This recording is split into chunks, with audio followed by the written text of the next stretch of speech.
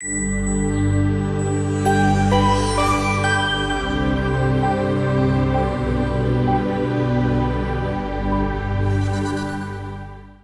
ceux d'entre vous qui veulent essayer d'avancer dans les chemins de la Teshuvah, il y a un conseil que donne Rabbi Nachman, qui est un conseil qui est valable pour tout le monde et qui est valable pour tous les moments de notre vie et tous les moments de l'année, c'est de lire des Tehillim.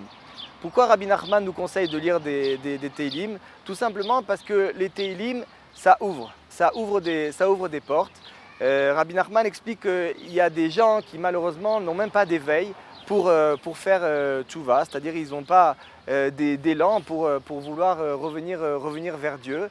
Et il dit que ces personnes-là, hein, si elles se mettent à lire des Tehillim, donc même sans avoir cet élan, il se peut que ces Tehillim vont l'aider à avoir cet éveil, à avoir cet élan pour Dieu.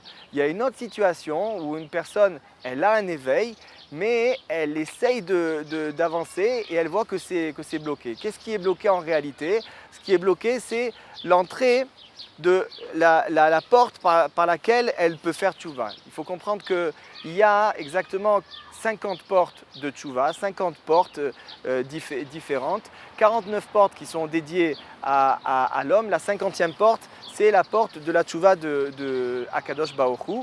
Chacune de ces portes correspond à une des lettres qu'il y a dans les lettres des 12 noms des 12 tribus d'Israël. Donc si vous prenez toutes les lettres, il y a en tout 49 lettres, chacune des lettres des tribus d'Israël donc correspond à une de ces portes de la Teshuvah. Donc quand une personne veut faire Teshuvah, il faut qu'elle arrive à accéder à sa porte. Et ça, des fois, on n'arrive pas à trouver la porte. Dit Rabbi Nachman que la lecture des Tehillim va lui permettre de trouver la porte qui lui est attribuée. Et maintenant, il y a une autre situation, c'est une personne qui a un éveil, qui trouve sa porte, mais quand elle trouve sa porte, la porte est fermée. Et à ce moment-là aussi, les Tehillim vont permettre, comme une clé, d'ouvrir la porte pour pouvoir avancer.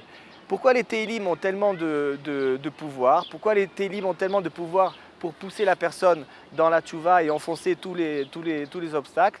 Eh bien, c'est parce que les Tehillim, ils ont été dits en grande partie par le roi David, après ce qu'on a appelé la faute avec Bathsheba. Après la faute de Bathsheba, David Améler lui-même a entrepris un chemin qui est un chemin de retour vers Dieu.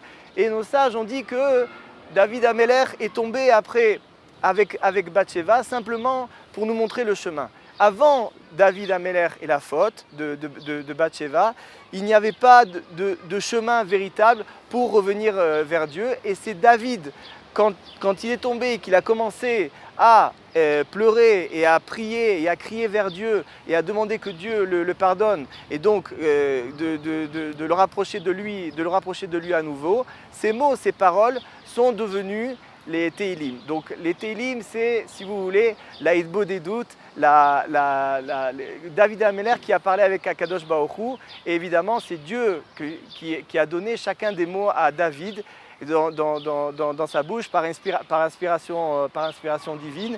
Et aujourd'hui, celui qui veut véritablement réussir sa tchouva, il faut qu'il soit habitué à dire des Tehillim. Ça veut dire quoi être habitué à dire des Tehillim? Eh bien, si vous n'en dites pas jusqu'à aujourd'hui, alors c'est vrai que de dire un Tehillim par jour, ça va être bien. Et puis pour d'autres personnes, selon le niveau, il y en a qui vont dire 10 Tehillim par jour, et il y a des gens, ici pas très loin de nous, il y a des gens qui font trois lectures du livre des Tehillim. Le matin, ils se retrouvent au Kotel, ils font tout un livre de Tehillim. Le midi, ils se retrouvent dans la tombe de Shimon HaTzadik, ils font aussi un livre entier de Tehillim. Et le soir, ils se retrouvent sur la tombe de Rachel Imenu, et ils font aussi un livre de Tehillim. 3 livres de Tehillim dans la journée. Donc vous voyez qu'il y a absolument tous les niveaux. Et ce qui est important, c'est de commencer. Parce que